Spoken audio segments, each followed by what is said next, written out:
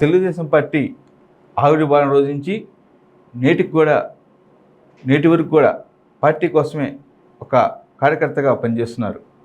పదవున్నా లేకపోయినా ప్రజాసేవే పార్టీ అభివృద్ధి నా ధ్యేయమని కృషి చేస్తున్నారు. పదవులతో సంబంధం లేకుండా పార్టీని దినదిన అభివృద్ధి చేస్తూ తెలంగాణలో తెలుగుదేశం అభివృద్ధికి కోసం ఎంతగానో కృషి చేస్తున్నారు. 2008 సంవత్సరంలో చంద్రబాబు నాయుడు నిర్వహించిన వస్తున్న మీ పాదయాత్రకు గాను, వస్తున్న మీకోసం పాదయాత్రకు గాను, అదేవిధంగా 2012లో చంద్రబాబు నాయుడు సార్ చేసిన పాదయాత్రకు కూడా పర్సనల్గా డాక్టర్గా కూడా వారికి వివరించినారు. వారి వృత్తిపరంగా వైద్య వృత్తిలో చేరినప్పటికీ ప్రజలకు సేవ చేయాలనే ఆశయంతో వైద్య వృత్తిని కూడా పక్కన పెట్టి తెలుగుదేశం పార్టీలో చేరి పార్టీ అభివృద్ధి కోసం కూడా ఎంతగానో కృషి చేస్తున్నాను చెప్పడంలో ఎలాంటి అతిశయోక్తి లేదు. తెలంగాణ రాష్ట్రంలో టీడీపీ పార్టీ ఎంతో బలహీనంగా ఉన్నప్పటికీ ఆ పార్టీని నమ్ముకొని ఒక కార్యకర్తగా కూడా కృషి చేస్తున్నారు. రేపు జరగబోయే అసెంబ్లీ ఎన్నికల్లో తెలంగాణ రాష్ట్రంలో టీడీపీ జెండా ఎగరేయటమే నా ధ్యేయమని సాటి చెబుతున్నారు. వారే తెలంగాణ రాష్ట్ర అధికార ప్రతినిధి డాక్టర్ ఏఎస్ రావు గారు మనతో ఉన్నారు. ప్రస్తుత రాజకీయాలపైన, అదేవిధంగా తెలుగుదేశం పార్టీ అభివృద్ధి కార్యక్రమాలపైన, అదేవిధంగా రాబోయే రోజుల్లో వారి భవిష్యత్ కార్యాచరణ ఎలా ఉండబోతుందో మనతో ఎవరైనా సిద్ధంగా ఉన్నారు. వారిని అడిగి తెలుసుకుందాం. మా స్టూడియోకి వచ్చారు. సార్ నమస్కారం. సార్ ఏఎస్ రావు గారు బాగున్నారు సార్? సార్ మీ పార్టీ ఆవిర్భావం రోజు నుంచి ఉన్నారు. ఆ రోజు నుంచి ఇప్పుడు కొన్ని కార్యక్రమాలు చేస్తున్నారు. మీ పార్టీకి ఎలా గుర్తించిందని మీరు భావిస్తున్నారు సార్? తెలుగుదేశం పార్టీలో పనిచేసే కార్యకర్తకు గుర్తింపు లభిస్తుంది. ఎందుకంటే ఒక విషయం మీరు గుర్తుపెట్టుకోండి, ఆనాడు రాజ్యాధికారం కేవలం అగ్రవర్ణాలకే పరిమితమైంది. అది గ్రహించి అన్నగారు ఎన్టీ రామారావు గారు పార్టీ స్థాపించినప్పుడు మొట్టమొదటిగా బడుగు బలిగిన వర్గాల గురించి, ఒక బీసీలలో, ఎస్సీ ఎస్టీల నుంచి విద్యావంతులని, యువకులని, సామాన్యుని సైతం శాసనసభ సభ్యులుగా చేసి చట్టసభకు పరిచయం చేయడం జరిగింది. అలాంటి అన్నగారు తెలుగుదేశం పార్టీ పెట్టిన తర్వాత కేవలం 9 నెలల్లోనే భారీ మెజారిటీతో ప్రభుత్వం రావడం జరిగింది. దాని తర్వాత కూడా వారు ప్రవేశపెట్టినటువంటి అనేక సంస్కరణలు, వారు చేసినటువంటి కార్యక్రమాలు అనిత్యం ప్రజల శ్రేయస్సు కొరకు వారు పనిచేశారు. ఉదాహరణకు ఈరోజు మనం చూస్తే ఒక కార్పొరేటర్, మా జిల్లా పరిషత్ చైర్మన్, జిల్లా పరిషత్ ఎంపీటీసీ దగ్గర నుంచి ఈరోజు ముఖ్యమంత్రి వరకు ప్రజల ద్వారా కట్టే పన్ను నుంచి వాళ్లకు ప్రజాప్రతినిధిగా ఎన్నికైనాక వారి యొక్క జీతభత్యాలు లక్షల్లో వారు ఈరోజు పొందుతున్నారు. ఆనాడు అన్నగారు నా యొక్క రాష్ట్రం అధోగతి పాలవుతుంది, బడుగు బలిగిన వర్గాల వారికి, పేదవాడి కడుపు నిండా 3 పూటలు తిండి దొరకట్లేదు, అలాంటి సమయంలో నేను జీతం తీసుకోవడం సరికాదని చెప్పేసి కేవలం ₹1 జీతంలోనే ఈరోజు ప్రపంచంలో ఏ ఒక్క నాయకుడు చరిత్రలో ఎవరు లేరు. ₹1 జీతంతో ఒక ముఖ్యమంత్రిగా పనిచేస్తారు. వారు కేవలం ₹2 పేదవాడు ₹2 కిలో బియ్యం అందించారు. పేదవాడికి కూడు గుడ్డు నీడ అని చెప్పేసి అన్ని విధాల రేషన్, ఖాదీ వస్త్రాలు, రేషన్ షాప్లో బట్టలు ఇవ్వడం, సబ్బులు ఇవ్వడం, అలాంటి పేదవారి యొక్క జీవన శైలిని అభివృద్ధి చేయాలని చెప్పేసి అనునిత్యం ప్రజా శ్రేయస్సు కొరకు పాల్పడి ప్రజల కోసం పనిచేశారు. వారు స్థాపించినటువంటి తెలుగుదేశం పార్టీలో మేము ఈరోజు పనిచేస్తున్నామంటే అది మా యొక్క పూర్వజన్మ సుకృతంగా భావిస్తున్నాం, మా అదృష్టంగా భావిస్తాం. అదేవిధంగా వారి ఆశయాలు ముందుకు తీసుకెళ్తూ చంద్రబాబు నాయుడు గారు కూడా దేశంలోనే ఆయనకు తిరుగులేని నాయకుడిగా ఈరోజు ఆయన కొనసాగుతున్నారు. ఒక 3 సార్లు ముఖ్యమంత్రిగా, మరి 3-4 సార్లు ఆయన ప్రతిపక్ష నాయకుడిగా, ప్రతిపక్షంలో ఉన్నా పాలకపక్షంలో ఉన్నా వారి యొక్క పాత్రని సమర్థవంతంగా నిర్వహించే ఒక నాయకుడు చంద్రబాబు నాయుడు గారు. ఇప్పుడు ప్రస్తుతం వారి యొక్క నాయకత్వంలో పనిచేస్తున్నాం. అక్కడ తెలంగాణలో కానీ, ఇక్కడ మా ఆంధ్రలో కానీ, ఇరు తెలుగు రాష్ట్రాలలో ఈరోజు చంద్రబాబు నాయుడు గారి యొక్క అవసరం ప్రజలందరూ గమనిస్తున్నారు. సార్ మీరు వైద్య వృత్తిని చేపట్టారు కదా సార్, వైద్య వృత్తి చేపట్టి రాజకీయాలు రావాలని ఎందుకు ఆలోచన కలిగింది సార్?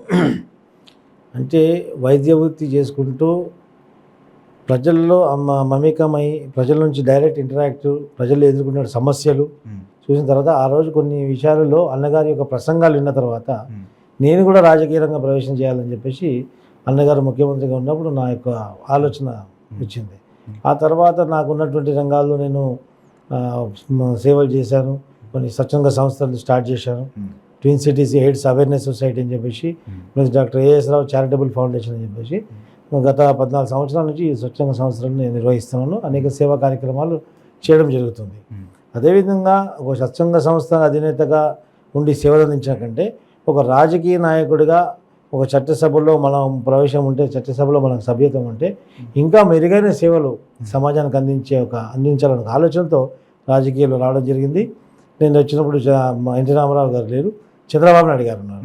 వారి యొక్క నాయకత్వం, వారి యొక్క ప్రసంగాలు, వారి యొక్క పనితీరు చూసి ఇంకా ఆకర్షితులై తెలుగుదేశం పార్టీ యొక్క కార్యకర్తగా, ఒక సిపాయిగా పనిచేయాలని చెప్పేసి తెలుగుదేశం చేయడం జరిగింది. ఆ తర్వాత అనేక మాటలు 2014లో కూడా చంద్రబాబు నాయుడు గారు నాకు ఫస్ట్ లిస్టులోనే నా పేరు ఎమ్మెల్యే లిస్టులో అనౌన్స్ చేయడం జరిగింది. అప్పుడు బీజేపీతో అలయన్స్ వల్ల నేను పోటీ తప్పుకోవడం జరిగింది. ఆ తర్వాత మళ్ళీ అనేక పరిణామాలు జరిగాయి తెలంగాణలో, ఆంధ్రాలో. ఇప్పుడు తెలుగుదేశం పార్టీ పూర్తిగా నిర్వీర్యమైన పరిస్థితికి కొంతమంది స్వార్థపరులు తీసుకొచ్చారు. అలాంటి నిర్వీర్యమైనటువంటి పార్టీని ఆనాడు రామాయణంలో మోర్చపైన లక్ష్మణునికి హనుమంతుడు సంజీవిని ఏ విధంగా తీసుకొచ్చి లక్ష్మణునికి పునర్జీవం పోశాడు, కాసాని జ్ఞానేశ్వరన్న గారు కూడా ఈరోజు మోర్చపోయిన తెలుగుదేశాన్ని, నిర్వీర్యమైన తెలుగుదేశం పార్టీని మళ్ళీ తెలంగాణలో ఒక సంజీవిలాగా మారి మళ్ళీ ప్రాణ ప్రతిష్ఠ చేసినట్టు ఈరోజు తెలుగుదేశం పార్టీ ఉవ్వెత్తున లేచింది. కాసాని జ్ఞానేశ్వర్ గారు రాగానే కేవలం నెలలోపటినే ఖమ్మంలో బహిరంగ సభ పెట్టడం, ఆ తర్వాత ఇంటింటికి తెలుగుదేశం కార్యక్రమాన్ని తీసుకెళ్ళడం, 17 నియోజకవర్గాల్లో మినీ మహానాడు చేయడం, పార్టీ ఆవిర్భావ దినోత్సవం చేయడం, అంటే అలు పెరగకుండా గత 6 నెలల నుంచి ఇప్పుడున్నటువంటి ప్రస్తుత కాసాని జ్ఞానేశ్వరన్న గారు మా తెలంగాణ పార్టీ అధ్యక్షుడు అలు పెరగకుండా 24 గంటలు పార్టీ గురించి పనిచేస్తున్నారు. వారి యొక్క నాయకత్వంలో పార్టీ డెవలప్ అవుతుంది కాకుండా పార్టీ పూర్వవైభవం ఖచ్చితంగా తీసుకొస్తామని చెప్పేసి ప్రతి ఒక్క కార్యకర్తల మనసులో ఈరోజు నెలకొంది. సార్, మీరు పార్టీ కోసం కృషి చేస్తున్నారు, అవకాశాలు వస్తున్నాయి, పోతున్నాయి. రేపు మళ్ళీ అవకాశం వచ్చిందని మీరు భావిస్తున్నారు సార్? చూడండి, అవకాశం వస్తుందని భావిస్తే ఇది నాకు అదృష్టంగానే భావించాలి. నేను నాయి బ్రాహ్మణ సామాజిక వర్గంకి చెందినవాడిని.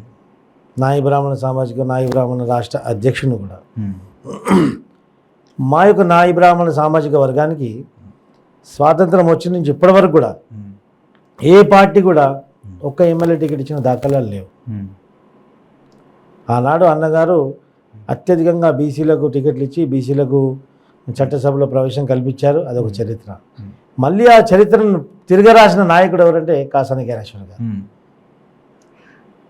నేను వారితో పాటు మళ్ళీ తెలుగుదేశం పార్టీలో వచ్చినప్పుడు వారికి చెప్పడం జరిగింది, అన్న మా యొక్క సామాజిక వర్గానికి రాజకీయ ప్రాధాన్యత లేదన్నా, రాజకీయ ప్రాధాన్యత లేనటువంటి కులాలు అంతరించిపోవడం ఖాయం అని చెప్పేసి ఆ రోజు బాబాసాహెబ్ అంబేద్కర్ గారు చెప్పారు. ఆ యొక్క అన్నగారు చేసినటువంటి చరిత్రని మళ్ళీ తిరగరాసిన నాయకుడు కాసాని జ్ఞానేశ్వర్ గారు. ఏ విధంగా అంటే వారు కాసాని జ్ఞానేశ్వర్ గారు కొంతమందికి ఈరోజు ఒక తెలుగుదేశం పార్టీ తెలంగాణ అధ్యక్షుడిగా తెలిసొచ్చు, కానీ వారు గత 3 దశాబ్దాల నుంచి 30 సంవత్సరాల నుంచి బీసీలకు రాజ్యాధికారం కల్పించాలి, బీసీల హక్కు గురించి పోరాడినటువంటి నాయకుడు. బీసీ ఐక్యవేదిక అని పెట్టి 93 కులాలని ఒక తాటిపై ఒక వేదికపై తీసుకొచ్చి బీసీల గురించి అనునిత్యం పోరాడిన నాయకుడు. ఆయన జిల్లా పరిషత్ చైర్మన్గా ఉన్నప్పుడు కానివ్వండి, తర్వాత ఎమ్మెల్సీగా ఉన్నప్పుడు కానివ్వండి, ఇప్పుడు తెలుగుదేశం పార్టీ అధినేతగా ఉన్నప్పుడు, తెలంగాణ అధినేతగా ఉన్నప్పుడు కూడా బీసీల గురించి అనేక పోరాటాలు చేసిన, బీసీల గురించి మేలు చేయాలని ఒక ఆలోచన కలిగినటువంటి నాయకుడు ఈ యొక్క కాసాని జ్ఞానేశ్వర్ గారు. అదేవిధంగా ఈరోజు తెలంగాణలో మా నాయి బ్రాహ్మణ సామాజిక వర్గాన్ని ఇప్పటివరకు ఎవరు టికెట్ ఇవ్వలేదు, ఎవరు బీఫామ్ ఇవ్వలేదని చెప్పేసి తెలిసి నాయి బ్రాహ్మణులు నాగరికత నేర్పించినటువంటి వాళ్ళు. నాయి బ్రాహ్మణులు లేనిది సమాజమే లేదు. సమాజంలో బ్రాహ్మణునికి సరిసమానమైనటువంటి ప్రాధాన్యత కలిగింది నాయి బ్రాహ్మణుడు. ఏ విధంగా అంటే ఒక పిల్లవాడు పుట్టిన దగ్గర నుంచి పురుడు పోసేది మద్రసాని మా నాయి తల్లి. ఆ తర్వాత ప్రతి గుడిలో దేవుని మేలుకొంపడం, సుప్రభాత సేవ, తర్వాత శైలింపజేయడం, గుడి తెరిచి నుంచి మూసేంత వరకు నాయ బ్రాహ్మణులు అవసరం. ప్రతి శుభకార్యంలో, మళ్ళీ అశుభకార్యంలో కూడా. సో మనిషి యొక్క జీవన పద్ధతి, జీవనశైలి అనేది ఈ యొక్క హైందవ సంస్కృతిలో నాయ బ్రాహ్మణుల యొక్క ప్రాధాన్యత ఎంతో ఉంది. అలాంటి ప్రాధాన్యత కలిగినటువంటి సామాజిక వర్గాన్ని ఈ యొక్క సమాజం విస్మరించింది. మేము చిన్న చూపుకు గురైనాం. అది గమనించి మా యొక్క బీసీ బాంధవుడు కాసాని జ్ఞానేశ్వరన్ గారిని ఎప్పుడు నేను సంబోధించినా వారిని బీసీ బాంధవుడుగానే నేను సంబోధిస్తాను. ఏ ప్రసంగంలో అయినా కానీ ముమ్మాటికైనా బీసీ బాంధవుడు. ఆ బీసీ బాంధవుడు చంద్రబాబు నాయుడు గారిని కూడా ఒప్పించి చంద్రబాబు నాయుడు గారి నోటితోటే ప్రకటింపజేశారు. నాయ బ్రాహ్మణుల ప్రాధాన్యత సమాజంలో ఉంది, వారికి ప్రాధాన్యత కల్పించడం మన కర్తవ్యం అని చెప్పేసి తెలంగాణలో 119 సీట్లలో మొట్టమొదటి సీటు నాయ బ్రాహ్మణులకు కేటాయిస్తాం, రెండవ సీటు రజ్జకులకు ఇచ్చి ఆ తర్వాత మిగతా సీట్లన్నీ ఈ సమీకరణ ప్రకారంగా అందరికి ఇవ్వడం జరుగుతుందని చెప్పేసి ఈ అనౌన్స్మెంట్ చేయడం జరిగింది. బాబు గారు కూడా ఈ యొక్క నాయ బ్రాహ్మణులకు ఇంత ప్రాధాన్యత ఇచ్చినందుకు ఈ మీడియా పరంగా చంద్రబాబు నాయుడు గారికి మరి యొక్క మా కాసాని జ్ఞానేశ్వరన్ గారికి కూడా హృదయపూర్వక మా కృతజ్ఞతలు. మా నాయ బ్రాహ్మణుల సమాజం అంతా కూడా వారికి రుణపడుతుందని చెప్పి సందర్భంగా ఈ మీడియా ద్వారా తెలియజేస్తున్నాం. సార్ చంద్రబాబు సార్ ఇంత డెవలప్మెంట్ చేసిండు హైదరాబాద్ని కానీ సైబరాబాద్ని కానీ, ఓట్లు ఎందుకు రావట్లేదు సార్ హైదరాబాద్ టౌన్లో కూడా? అంటే పల్లెటూరులో రాకపోయినాయి సార్, టౌన్లో రావాలి కదా, సిటీలో. ఇక్కడ ఏంటండి సీట్లు రావట్లేదు, ఓట్లు రావట్లేదు కదా సార్. ఓట్లు రాలేదని కానండి, ఓట్లు వచ్చాయి, సీట్లు వచ్చాయి. తెలంగాణ యొక్క ఉద్యమం ఉవ్వెత్తున లేచినప్పుడు కూడా 15 సీట్లు తెలంగాణలో వచ్చాయి కదా. 2014 కూడా 2014 కూడా తెలుగుదేశం పార్టీకి డిసైడింగ్ ఫ్యాక్టర్. 15 సీట్లు వచ్చాయి. మా పార్టీ గుర్తుపైన, సైకిల్ గుర్తుపైన తెలుగుదేశం పార్టీ జెండా పట్టుకొని ఇక్కడ గెలిచినటువంటి కొంత స్వార్థపరులు, వెన్నుపోటుదారులు మంత్రి పదవులు ఇస్తానని డబ్బులకో మంత్రి పదవులకో ఆశపడి ఈ యొక్క టీఆర్ఎస్ పార్టీ, ఇప్పుడు ఉన్నటువంటి బీఆర్ఎస్ పార్టీలో చేరడం జరిగింది. సో నాయకులు మా దగ్గర నుంచి పోయారు కానీ కార్యకర్తలు పోలేదు. కార్యకర్తలు క్యాడర్ ఇప్పటికీ గ్రౌండ్ లెవెల్గా అదే విధంగా ఉంది. మళ్ళీ ఇప్పుడు కాసాని జ్ఞానేశ్వరన్ గారు వచ్చిన తర్వాత ఆ కార్యకర్తల నుంచే సమర్థులైనటువంటి వారిని తీసుకొచ్చి నాయకుని తయారు చేశారు. ఈరోజు 119 నియోజకవర్గాలలో సర్ప్లస్ ఎమ్మెల్యే క్యాండిడేట్స్ ఈరోజు తెలుగుదేశం పార్టీ క్రియేట్ చేసింది ఈరోజు. సార్ ఇప్పుడు టీడీపీ ఇంటింటి తెలుగుదేశం కార్యక్రమం నిర్వహిస్తున్నారు సార్ తెలంగాణ కాసాని జ్ఞానేశ్వర నాయకత్వంలో. ప్రజల వద్దకు వెళ్తే ఎలా ఉందనుకుంటున్నారు సార్? గత ప్రభుత్వాలనే మీరు చేసిన అభివృద్ధి కార్యక్రమాలు కానీ అన్నీ మీరు ప్రజలకు వివరిస్తున్నారు. మీరు వాళ్ళ స్పందన ఎలా ఉందనుకుంటున్నారు సార్? ఇంటింటికి తెలుగుదేశం అని చెప్పేసి తెలుగుదేశం జెండా వేసుకొని, తెలుగుదేశం కండవా వేసుకొని, తెలుగుదేశం పార్టీ పాంప్లెట్స్ మేము పంచినప్పుడు ప్రజల నుంచి వచ్చిన స్పందన ఏంటి? అయ్యా తెలుగుదేశం వచ్చినప్పుడు రాష్ట్రం యొక్క పరిస్థితి వేరే ఉండే, ఈరోజు నడుస్తున్నటువంటి ప్రభుత్వం వారి యొక్క పాలనలో రాష్ట్రం అధోగతి పాలైందని చెప్పేసి ప్రజలే స్వచ్ఛందంగా చెప్తున్నారు. ఏ విధంగా అంటే, ఒకప్పుడు తెలుగుదేశం రాకముందు హైదరాబాద్ నగరం ఇటు వెళ్తే శివరాంపల్లి, శంషాబాద్ మ్యాక్సిమం, ఇటు వెళ్తే కూకట్పల్లి, ఆ తర్వాత అంతా అడవే. అలాంటి ఒక నగరాన్ని ప్రపంచ పటంలోనే ఏలెత్తి చూపించే విధంగా తీర్చిదిద్దిన ఘనత కేవలం తెలుగుదేశం పార్టీది, మా నాయకుడు చంద్రబాబు నాయుడు గారిది. వారు అనేక దేశాలు తిరిగి బిల్ క్లింటన్ లాంటి నాయకులను కలిసి మైక్రోసాఫ్ట్ లాంటి సంస్థల్ని ఇక్కడికి తీసుకురావడంలో వారి యొక్క కృషి, ఇంటర్నేషనల్ ఎయిర్పోర్ట్ కానివ్వండి, ఇక్కడ ఎంటర్టైన్మెంట్ సిటీ కానివ్వండి, అక్కడ ఫార్మా సిటీ కానివ్వండి, ఇక రియల్ ఎస్టేట్ హబ్ కానివ్వండి, ఈ యొక్క హైదరాబాద్ నగరాన్ని ఈరోజు డెవలప్ చేసిన ఘనత కేవలం చంద్రబాబు నాయుడు గారు. అలాంటి డెవలప్ చేసిన నగరాన్ని, హైదరాబాద్ని, తెలంగాణలో తెలుగుదేశం పార్టీ ఓటు బ్యాంక్ ముమ్మాటికి ఉంది. ఆ ఓటు బ్యాంక్ తోటే కొందరు స్వార్థపరులు ఇప్పుడు గెలిచి, మా దగ్గర నుంచి గెలిచి వేరే పార్టీకి వెళ్ళారు. వెళ్ళిన తర్వాత పార్టీని వాళ్ళ స్వార్థంతో లంచగొండతనంతో ఒక కోటి చేతిలో దాదాపు 9 సంవత్సరాలు 9-10 సంవత్సరాలు ఒక కోటి చేతిలో పార్టీ తెలుగుదేశం పార్టీ ఉండే. ఆ కోర్టు కేవలం ఒక ఎమ్మెల్సీ పదవి ఆశతో ఈ యొక్క తెలుగుదేశం పార్టీ అధ్యక్ష పదవిని వదిలిపెట్టి తెలుగుదేశం పార్టీని నిర్వీర్యం చేసి కోర్టు అంటే ఎవరు సార్? అంటే రమణ గారే మరి. రమణ తెలుగుదేశం పార్టీ అధ్యక్షులుగా ఉండి కోర్టుగా పనిచేసి మొత్తం కార్యకర్తలని నాయకుల్ని ఒకరొకరు అక్కడ పంపించేసి ఏ పార్టీ కోర్టు చేసినారు సార్? టీఆర్ఎస్ పార్టీకి కోర్టు చేశారు. చూడండి, ఒక తెలుగుదేశం పార్టీ అధ్యక్షుడు అంటే ఒక ఎమ్మెల్సీ ఎమ్మెల్యే కంటే ఎక్కువ విలువ.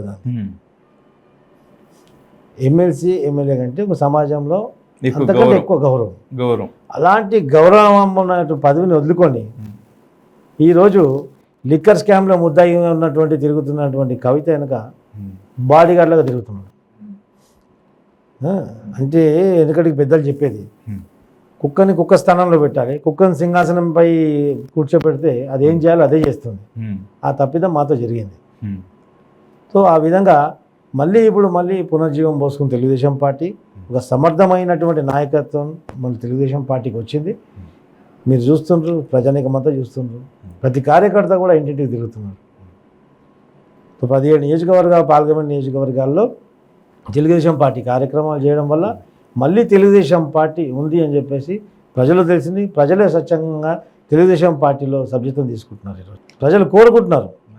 ఇరు రాష్ట్రాల్లో, ఇక్కడే కాకుండా ఆంధ్రాలో కూడా ఇరు రాష్ట్రాల్లో తెలుగుదేశం పార్టీ రావాలా.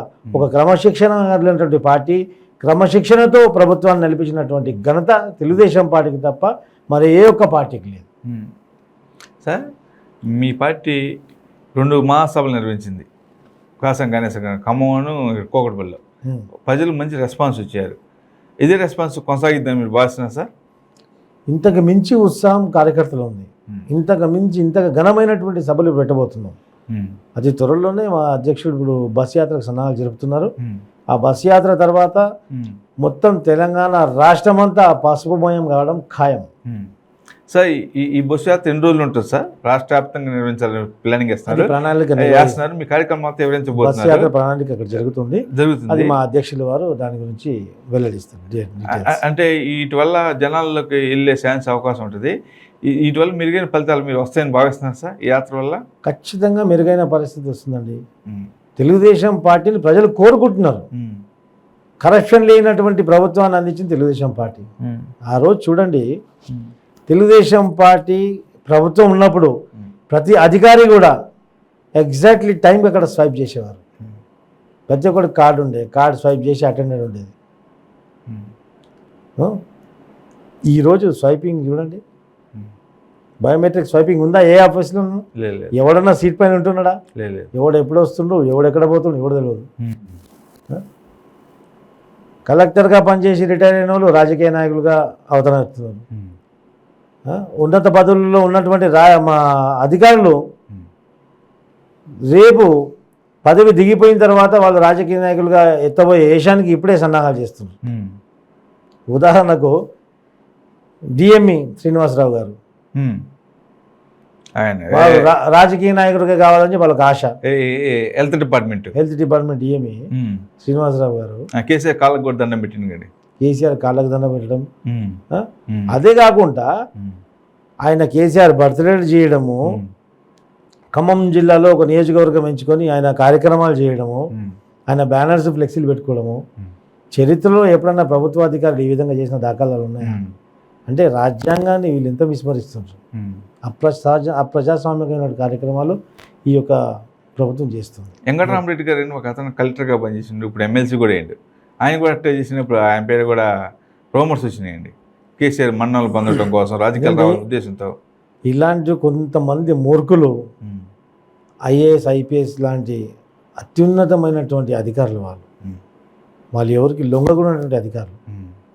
అలాంటి అధికారుల వాళ్ళ యొక్క పేరుని వీళ్ళు మంటగలుపుతున్నారు, వాళ్ళ యొక్క ప్రతిష్టను మంటగలిపే కార్యక్రమాలు చేస్తున్నారు. వాళ్ళ స్వార్థం కొరకు ఆ టోపీ ముఖ్యమంత్రి కాలు మొక్కుతున్నారు. ఏందండి టోపీ? ఆ టోపీ ఏంది? అది ఆయన సెంటిమెంటా గాడిది కూడా? ఆ టోపీ పెట్టుకోవడము, విచ్చలవిడిగా అబద్ధాలు చెప్పడం. కార్యక్రమం చేసినంతసేపు మంచిగా ఉంటాడు, మైక్ ముందు రాగానే ఎదురా టోపీ ఇదే అంటే పక్కన ఇంకో టోపీ తీసుకొస్తాడు. ఆ టోపీ పెట్టుకోవాలా, ఆ పిట్టల దొరలాగా పిట్ట కథలు చెప్పాలి. అన్నీ అబద్ధాల పుట్ట, అంతా చాటపాడతాం చెప్తాడు ఆ టోపీ పెట్టుకోమని. అట్లా చెబుతున్నా కూడా కేసీఆర్కి తెలంగాణ రాష్ట్ర ప్రజలు 2 సార్లు ముఖ్యమంత్రి చేశారు కదా సార్, తెలంగాణ రాష్ట్రం సాధించారు నేనే అని చెబుతున్నారు కదా సార్. ప్రజలని అమాయకులని మోసం చేయడంలో నిష్ణాతుడు కేసీఆర్. దళిత బంధు ఇస్తా అని చెప్పేసి, రైతు బంధు ఇస్తా అని చెప్పేసి ఈ యొక్క ఓటర్లని ప్రలోభ పెట్టడంలో నిష్ణాతుడు. కానీ ఒకసారి మోసపోతాడు, పదే మోసపోతాడు, 2 సార్లు మోసపోయాడు. ఉద్యమ కాలం నుంచి ఆయన మోసం చేస్తుండు. ఆయన చేసింది కేవలం మోసమే. ఆయన తెలంగాణలో నేను తెచ్చినా అని చెప్పేసి, చావు నోట్లో తలకాయ పెట్టి నేను వచ్చినా అని చెప్పేసి, పై వరకు పోయి అక్కడ ఏముడు డోర్ కొట్టి కిందకి వచ్చినా అని చెప్పేసి అన్ని తాగుబోతు మాటలు అన్నీ చెప్పాడు. ఏ విధంగా అయితే చీమలు కట్టుకున్నటువంటి పుట్టని పాము వచ్చి కబ్జా చేస్తుందో, ఈ యొక్క తెలంగాణ ఉద్యమాన్ని తెలంగాణ సాధించింది ఎవరండి? కవులు, కళాకారులు, విద్యార్థులు, ఉద్యోగులు, వీళ్ళందరూ చేసినటువంటి కృషితో తెలంగాణ వచ్చింది. ఏనాడు కేసీఆర్ రోడ్డుపైకి వచ్చాడు చూపించండి. పార్లమెంట్లో కొట్లాడుకుంటూ పేపర్ స్పేస్ అనుకుంటుంటే కేసీఆర్ ఎక్కడుండండి? కాలక్షేపం చేసిండు.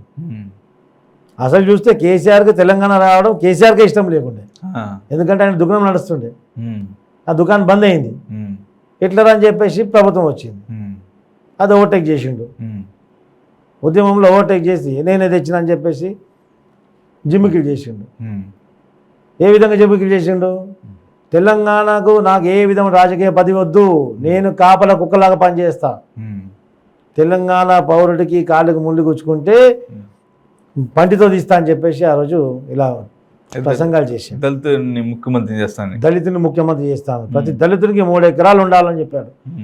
ఈ యొక్క కాంట్రాక్ట్ ఉద్యోగులు అంటే ఏందండి? అసహించుకుంటున్నాడు. ఈరోజు చూడండి, కాంట్రాక్ట్ ఉద్యోగులు దరిదాపులో కూడా రానియట్లేదు. నియామకాలు ఏవి? నిధులు నియామకాల గురించి మనం తెలంగాణ తెచ్చుకుంది. ఆ తెచ్చుకున్నటువంటి తెలంగాణ భూబకాసురుల పాలైంది. ఎవడా బకాసురుడు? భూబకాసురుడు ఈ యొక్క ముఖ్యమంత్రి. నిలువెత్తు నిదర్శనం. ఈరోజు బంజారాహిల్స్లో 1,00,000 నుంచి 2 లక్షలు పలుకుతుంది ఒక చదరపు గజం.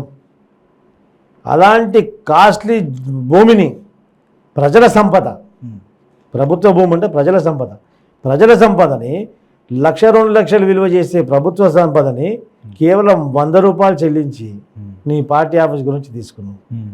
సరే, దాన్ని తీసుకున్నావు. ఆ తర్వాత ప్రతి జిల్లాలో కూడా అసైన్ ల్యాండ్లు, దళితుల భూములు గుంజుకొని నువ్వు పార్టీ కార్యాలయాలు కట్టావు. దాదాపు 18 ఎకరాలు నువ్వు పార్టీ కార్యాలయాలు కట్టావు మొత్తం 24 జిల్లాల్లో.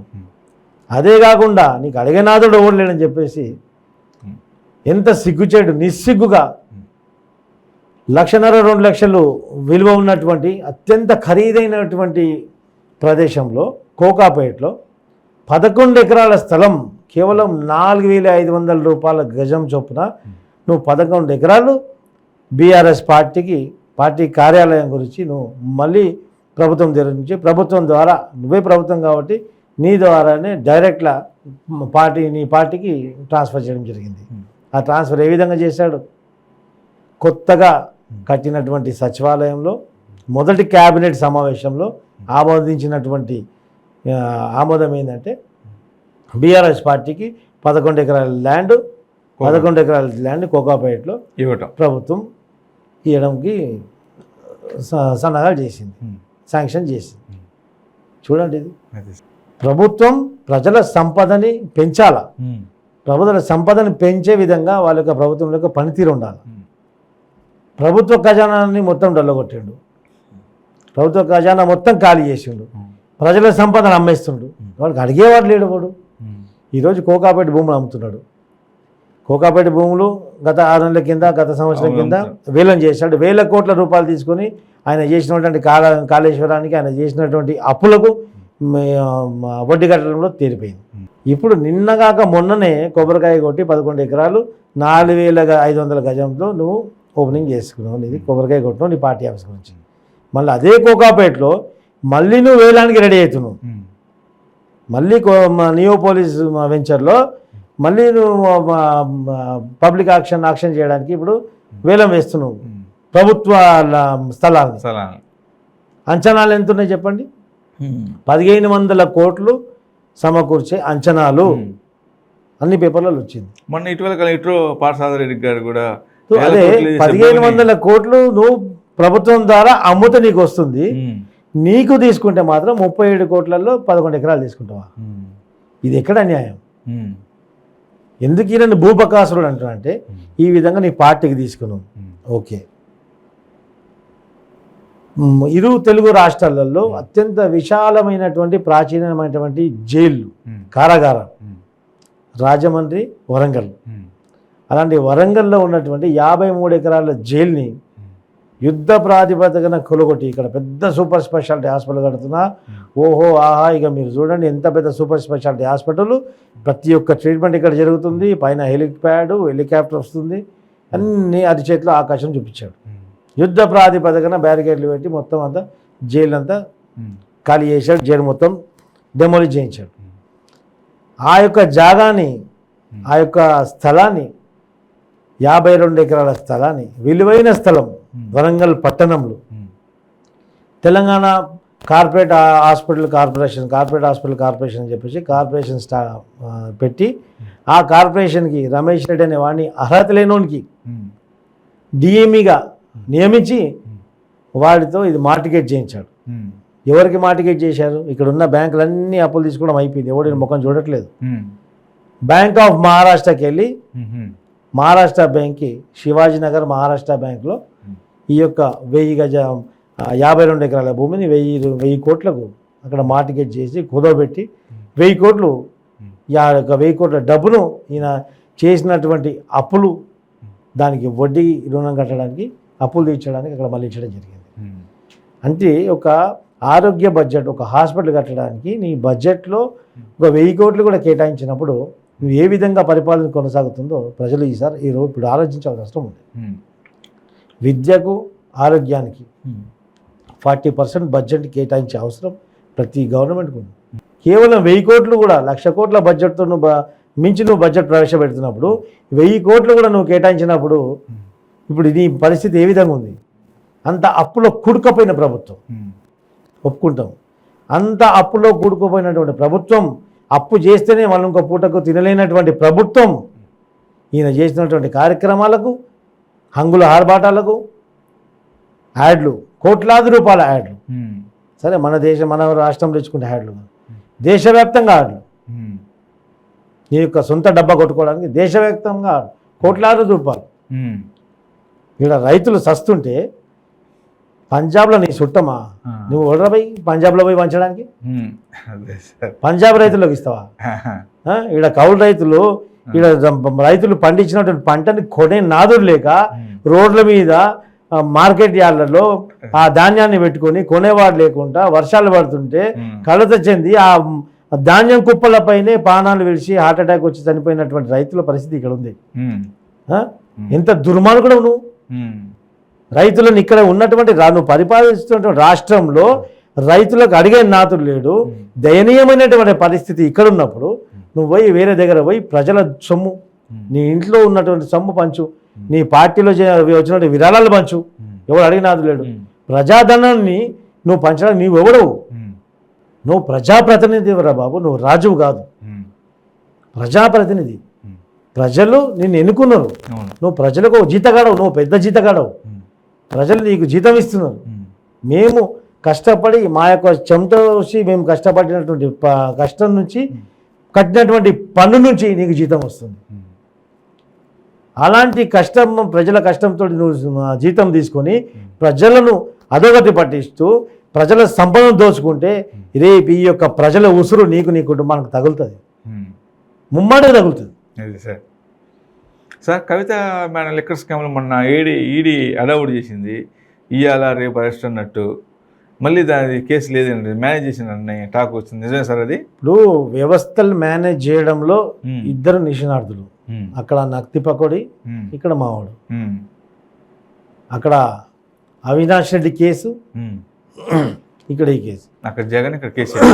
302 మర్డర్ కేసులో యాంటిసిపేటరీ బెయిల్ వచ్చింది, ఇప్పటిదాకా చరిత్రలో చూడలేదు. మర్డర్ కేసులో యాంటిసిపేటరీ బెయిల్ ఇప్పటివరకు ఎవరికి ఇవ్వలే.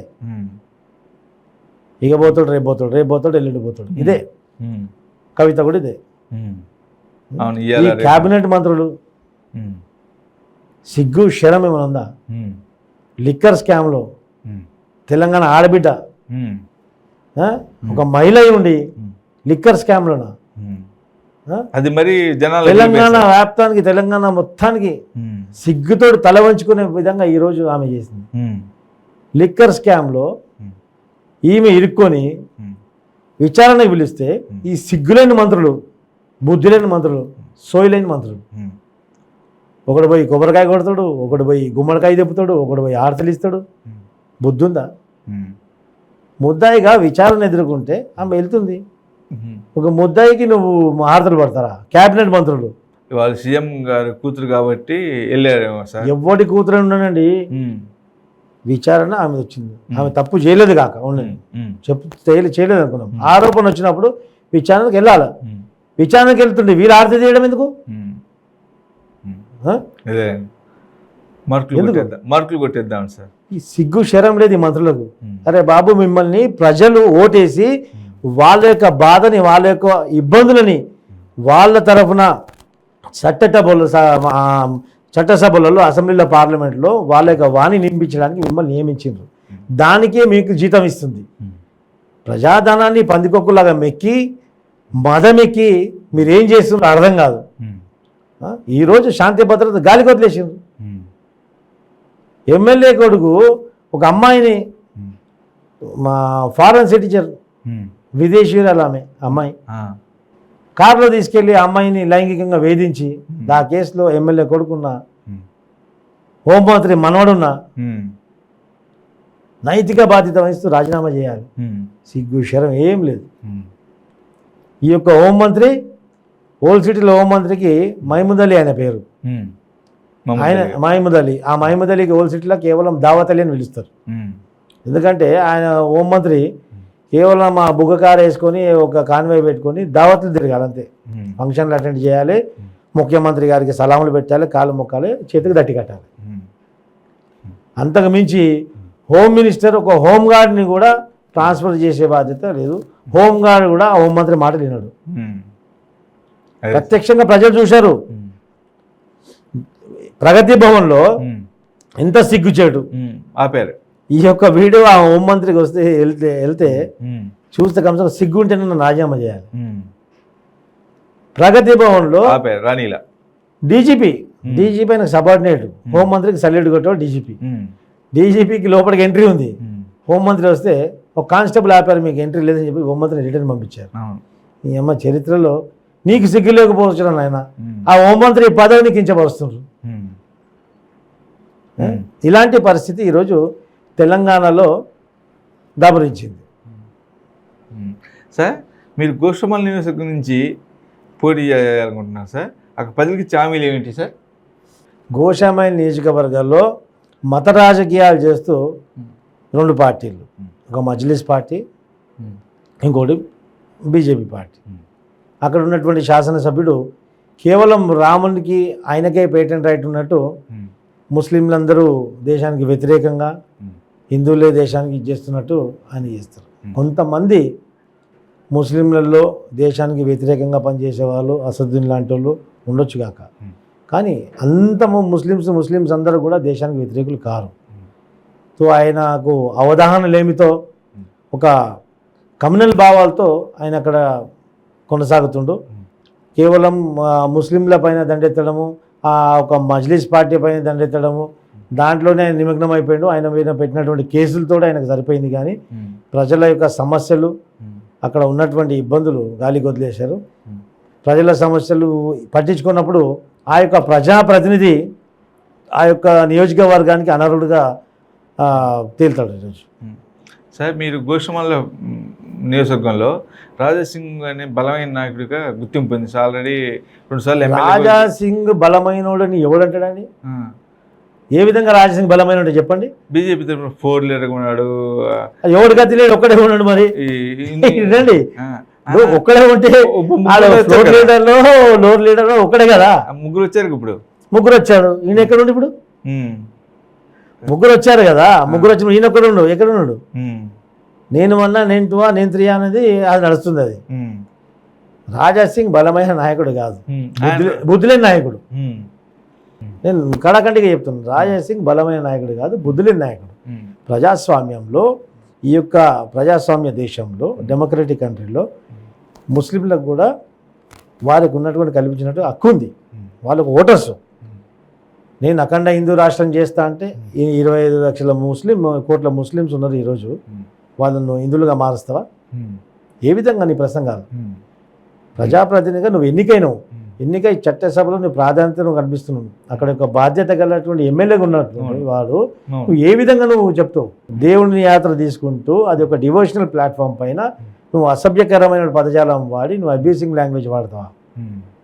అన్పార్లమెంటరీ లాంగ్వేజ్ వాడి నువ్వు ఇష్టమైనట్టు ఎవరికంటే వాడు తిడితే, తెలివి లేని వాళ్ళు, బుద్ధి లేని వాళ్ళు నీ బూతులు విని సీటీలు కొడుతుండొచ్చు, సపోర్ట్లు కొడుతుండొచ్చు. కానీ తెలివి ఉన్న వాళ్ళు ఈరోజు యువత చదువుకున్న వాళ్ళు ఉన్నారు. రాజకీయ అవగాహన ఇంత అందరికి వచ్చింది. చూస్తున్నారు, గమనిస్తారు ప్రజలు. ఈరోజు రాజా సింగ్ బలమైనటువంటి నాయకుడు గోషామైల కాదు, ఆయన బలహీనమైనటువంటి నాయకుడు, బుద్ధులేని నాయకుడు. ప్రజా సమస్యలు గాలి కొదిలేసింది ఆయన పూర్తిగా. ఇప్పుడు రాజా సింగ్ బీజేపీ కానీ ఇంక ఏ పార్టీ నుంచి నిల్చున్నా రాజా సింగ్ అక్కడ గెలవడం అసంభవం. సార్ అక్కడ టీడీపీ పార్టీ ఇంటింటికి మీరు తెలుగుదేశం కార్యక్రమం నిర్వహిస్తున్నారు. ఎలా ఉండబోతుంది సార్ మీ గెలుపు అవకాశాలు? బ్రహ్మాండమైనటువంటి స్పందన గోషామైలో కానీ ఇంకా రాష్ట్ర వ్యాప్తంగా టీడీపీకి ఉంది. టీడీపీ ప్రమేయం లేకుంటే రాజాసింగ్ గెలిచేవాడా? టీడీపీ ప్రమేయంతో రాజాసింగ్ గెలిచింది. ఇప్పుడు టీడీపీకి 2014లో 15 సీట్లు వచ్చినాయి, వీళ్ళకి 5 సీట్లు వచ్చాయి. ఏ విధంగా వచ్చాయి? తెలుగుదేశంతో అలయన్స్ ఉన్నందుకే. ఆ తర్వాత తెలుగుదేశం వదిలేసి ఒంటరికి వెళ్ళారు కదా, వాళ్ళ పరిస్థితి ఏముంది? 1 సీట్ వచ్చింది. ఆ 1 సీటు కూడా ఏ విధంగా వచ్చింది చెప్తే బాగుండదు. అంతా మ్యాచ్ ఫిక్సింగ్. త్వరలో అంతా బయటకు వస్తుంది. ఈ ఎన్నికల్లో మొత్తం బహిర్గతం అవుతుంది. సార్ మీరు దాదాపుగా 20 సంవత్సరాలు ఆ సీట్ కోసం ప్రయత్నం చేస్తున్నారు. కొన్నిసార్లు వచ్చింది చేజారిపోతుంది. మీ 20 సంవత్సరాలు ప్రజాసేవ చేస్తున్నారు. రేపు మిమ్మల్ని మీరు చేసిన సేవలను ప్రజలు గుర్తించుకుంటారని భావిస్తున్నారు సార్? ప్రజలు గుర్తిస్తారు. ప్రజలు దొల్లిపేట, మంగళాటి అంతా ప్రాంతం అంతా నా పేషెంట్స్. ఇంకోటి నేను పుట్టి పెరిగింది మోజంజా మార్కెట్లో. నేను స్కూలింగ్ అంతా పోయింది జాంబాగ్, వివేకవర్ధనిలో. మా రిలేటివ్స్ అంతా మంగళాట్లు, గోడెకబరి. ఈ యొక్క గోషామైల నియోజకవర్గంలో నాకు చాలా సత్సంగం. నేను అక్కడ పుట్టి పెరిగినాను. మా యొక్క సామాజిక వర్గం కూడా గోషామైలో చాలా బలంగా ఉన్నారు. సో 100% గోషామైల్ నుంచి కంపల్సరీ తెలుగుదేశం పార్టీ జెండా రెపరెపలాడుతుంది అక్కడ నుంచి. సార్ ఇప్పుడు ఆంధ్ర రాజకీయాలకు వస్తే నారా లోకేష్ సార్ పాదయాత్ర చేస్తున్నాడు. ఆ పాదయాత్ర వల్ల రేపు టీడీపీ పార్టీ అధికారంలోకి వస్తుందని భావిస్తున్నా సార్? ఆంధ్రాలో కూడా టీడీపీ రేపు ఎన్నికలు పెట్టిన టీడీపీ పార్టీ అక్కడ ప్రజల్లో ఆదరణ అంత పొందింది. ప్రజలు ఉత్సాహంగా ఉన్నారు. ప్రజలకు ఇప్పుడు టీడీపీని కోరుకుంటున్నారు. ఎందుకంటే గత 4 సంవత్సరాల్లోనే రాష్ట్రం అధోగతి పాలైపోయింది. Zero development. ప్రజలు ఇప్పుడు ఒంటికాలపై లేచి తెలుగుదేశం పార్టీ తీసుకురావడానికి ఈరోజు ఉన్నారు. అదేవిధంగా మా నారా లోకేష్ గారు కూడా యువగలం యాత్రతో యువగలం తనగలమై జనబలమై ఈరోజు బ్రహ్మాండంగా కొనసాగుతుంది. బాగా స్పందన వస్తుంది. వెళ్తూ తెలుగుదేశం పార్టీ చేసినటువంటి కార్యక్రమాలు నిలువెత్తున సాక్షాత్ కనిపిస్తున్నాయి. ప్రతి ఒక్కరు కూడా అక్కడ సెల్ఫీలు తీసి చేయడం జరిగింది. ఇక సెల్ఫీ క్యాంపెయిన్ నుంచి ఇంకా ప్రజల ఆదరణ వస్తుంది. చూడండి, లక్షలాది వేలాది మంది ఈరోజు లోకేష్ గారు ఎంబడి ఉంటున్నారు. లోకేష్ గారు కూడా గతం కంటే ఈరోజు చూడండి ఏ విధంగా ఆయన మాట్లాడుతున్నారు. ఆయన యొక్క ప్రసంగాలలో స్పష్టత కూడా ఎంత వచ్చింది. చంద్రబాబు తనేడు అనిపించుకుంటున్నారు ఈరోజు. ఒకవైపు ఆయన యువగలం ఒక నుంచి వస్తుంటే చంద్రబాబు నాయుడు గారు కూడా బహిరంగ సభలు పెట్టుకుంటూ అటు నుంచి వారు తీసుకొస్తున్నారు. సో తెలుగుదేశం పార్టీ ఉవ్వెత్తున లేచింది ఈరోజు. సార్ అక్కడ జగన్మోహన్ రెడ్డి పాలన పేదలకి సంక్షేమ పథకాలను ఇస్తున్నారు. అన్ని పథకాలు, అమ్మఒడి అని ఇన్ని, ఆ పథకాలని ఇతరుగా కొనసాగిస్తానని హామీ ఇచ్చినాడు. పైపచ్చి ఎక్స్ట్రా కూడా ఇచ్చిండు. ఈ మేనిఫెస్టో పాటించిండు. ఈ మేనిఫెస్టోని ప్రజలు నమ్ముతారని భావిస్తున్నారు సార్? ఒకప్పుడు ఇదే మేనిఫెస్టో జగన్ సార్ ఇస్తుంటే ఇప్పుడు శ్రీలంక అయితే ఆంధ్రప్రదేశ్ అన్నారు త్వరలో. అంతకంటే మెరుగైన మేనిఫెస్టో పాటించింది మన మహానాడులో. అది ఇన్ని పథకాలు ఇట్లా సాధ్యమని భావిస్తున్నారు సార్ మీరు? ఇక్కడ రండి, అనుభవంలో అనుభవం లేమిలో డిఫరెన్స్ ఇక్కడ కనపడుతుంది. చంద్రబాబు నాయుడు అంటే ఒక విజన్ ఉన్న నాయకుడు. అంటే ఈ యొక్క పథకాల వల్ల రాష్ట్రానికి రేపు రానున్న భవిష్యత్తు తరానికి ఏం జరుగుతుందో భవిష్యత్తు తరానికి మేలు కలిగే విధంగా చంద్రబాబు నాయుడు గారి యొక్క కార్యక్రమాలు ఉంటాయి. ఈ యొక్క జగన్మోహన్ రెడ్డి ప్లీజ్ అని ఒక్కసారి ప్లీజ్ అని చెప్పేసి వచ్చినటువంటి సీఎం. అలాంటి వాడు మొక్కుతూ ప్లీజ్ అని ముద్దులు పెట్టుకుంటూ అందరికీ ప్రలోభ పెట్టి సాధ్యం కానటువంటి ఆచరణకు సాధ్యం కానటువంటి హామీలు ఇచ్చాడు. అమ్మ ఒడి అని చెప్పేసి అనేక కార్యక్రమాలు ఈరోజు జగన్మోహన్ రెడ్డి ప్రవేశపెట్టాడు. వాటికి బడ్జెట్ ఎక్కడ? అదే సార్, రాష్ట్ర సంపద మొత్తం దోచేసినాడు, అప్పుల పాలు చేసినాడు. ఈరోజు చూడండి దుర్మార్గుడు, ఈరోజు భారతదేశంలో ఏ రాష్ట్రానికైనా రాజధాని లేని రాష్ట్రం ఏదంటే ఆంధ్రప్రదేశ్. అలాంటి రాజధాని లేకుండా చేశాడు. కోర్టు కర్నూలులో అక్కడ అంటే ఎట్లా జరుగుతుంది? తెలివిందా? అంటే ఆ రోజు హిట్లర్ కానీ సద్దాం హుసేన్ కానీ గదాఫీ కానీ ఈ యొక్క పైశాచిక ఆనందం పొందుతారు వీళ్ళందరూ.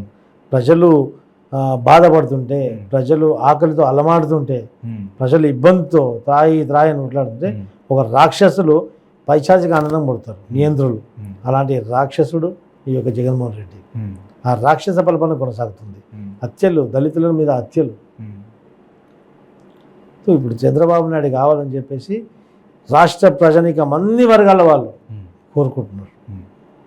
సార్, లాస్ట్ ఫైనల్గా మీరు గోషమాల్ నియోజకవర్గం మీద పొట్టు సాధించారు. గోషమాల్ నియోజకవర్గ అభ్యర్థిగా మీరు రేపు పోటీ చేయబోతున్నారని మాకు తెలిసిపోయింది ఇంటెలిజెన్స్ రిపోర్ట్ ద్వారా. మీరు గెలుపు కోసం కానీ, మీ పార్టీ అభివృద్ధి కోసం కానీ, ప్రజల కోసం కానీ ఎలాంటి కార్యక్రమాలు మీరు చేపట్టబోతున్నారు సార్ ఈ ఎలక్షన్ టైంలో? స్థానికంగా ప్రజలకు ఉన్నటువంటి సమస్యలు, ముఖ్యంగా డ్రైనేజ్ సమస్యలు, కరెంటు సమస్యలు, స్ట్రీట్ లైట్ సమస్యలు, అక్కడ ఉన్నటువంటి బడులు, ఆసుపత్రులు. గోషామల్ నియోజకవర్గంలో ఉస్మానియా హాస్పిటల్ గోషామల్ నియోజకవర్గంకి వస్తుంది. ఈరోజు బుద్ధిలేని ముఖ్యమంత్రి, సిగ్గులేని ముఖ్యమంత్రి అంగు ఆర్భాటలతో ప్రగతి భవన్ కట్టుకుంటాడు. యుద్ధ మేఘాల పైన, ఆగమేఘాల పైన, యుద్ధ ప్రాతిపదికన. కేవలం సంవత్సరాల కాలంలో అంత పెద్ద సెక్రటరీ కట్టుకున్నాడు. ఈ యొక్క బుద్ధిలేని ముఖ్యమంత్రి, సిగ్గులేని ముఖ్యమంత్రి కేవలం ఒక ఉస్మానియా హాస్పిటల్లో ఓల్డ్ సిటీ పేద ప్రజలకు వైద్య సేవలు అందించే ఒక ఓల్డ్ సిటీ ఉస్మానియా హాస్పిటల్. అది మెడికల్ కాలేజ్, ఒక టీచింగ్ హాస్పిటల్. ఉస్మానియా హాస్పిటల్ అంటే ఒక చారిత్రాత్మకమైనటువంటి హాస్పిటల్ అది. అలాంటి చారిత్రాత్మకమైనటువంటి హాస్పిటల్ని నిర్వీర్యం చేశారు, నెగ్లెక్ట్ చేశారు. పేదలకు అవసరపడే ఆ యొక్క హాస్పిటల్ని మెయింటెనెన్స్ లేకుండా, దాన్ని పట్టించుకోకుండా, పేషెంట్ల వార్డులలో డ్రైనేజ్ వాటర్ వచ్చేయడము, పేషెంట్ల పక్కన కుక్కలు పండుకోవడము, పైకప్పులు ఊడి పడడము, అక్కడ చికిత్స చేసే డాక్టర్లు హెల్మెట్ వేసుకొని తిరగడము, వాన పడితే మోకాళ్ళు నీళ్ళు రావడము. ఇది బంగారు తెలంగాణ. హైదరాబాద్ యొక్క తెలంగాణ క్యాపిటల్ రాజధాని హైదరాబాద్ని గతి ఉంటే ఇంకా జిల్లాలో చూడండి. ఆ యొక్క హాస్పిటల్ని మళ్ళీ పునరుద్ధరించడం, అదేవిధంగా చర్యలు తీసుకోవడం. ఇంకోటి స్కూల్స్లో, ఇక్కడ గర్ల్స్ హై స్కూల్లో అమ్మాయిలకు టాయిలెట్స్ లేవు, అనేకమైనటువంటి ఇబ్బందులు. మౌలిక సదుపాయాలు కల్పించడంలో గోషామాయిల్లో ఆ యొక్క ఎమ్మెల్యే రాజాసింగ్ ఫెయిల్ అయ్యాడు. సో ఆ యొక్క ఫెయిల్యూర్ని మేము ప్రజలకు తీసుకెళ్తాం. మేము తెలుగుదేశం పార్టీ తరఫున మేము మీకు ఉన్నటువంటి సమస్యలను యుద్ధ మేఘాల పైన, యుద్ధ ప్రాతిపదిక పైన ఏ ప్రభుత్వం ఉన్నప్పటికీ కూడా, మా ప్రభుత్వం ఉన్నా ఏ ప్రభుత్వం ఉన్నా, మీ యొక్క కార్యక్రమాలు, మీ యొక్క పనులు ఎంబడే చేయించే బాధ్యత మేము తీసుకుంటామని చెప్పేసి మా యొక్క మేనిఫెస్టోలో కూడా పెట్టడం జరుగుతుంది. అదే కాకుండా ఆ నియోజకవర్గానికి వరకు కూడా ఒక బాండ్ పేపర్ రాసేయడం కూడా జరుగుతుంది. Okay sir, thank you sir మా స్టూడియోకి వచ్చినందుకు. తెలుగు రాష్ట్రాలు కూడా టీడీపీ జెండా ఎగరాలని, గోషామాల్ నియోజకవర్గంలో టీడీపీ జెండా ఎగిరి మీరు ఎమ్మెల్యే కావాలని మనస్ఫూర్తి కోరుకుంటున్నాను సార్. Thank you sir.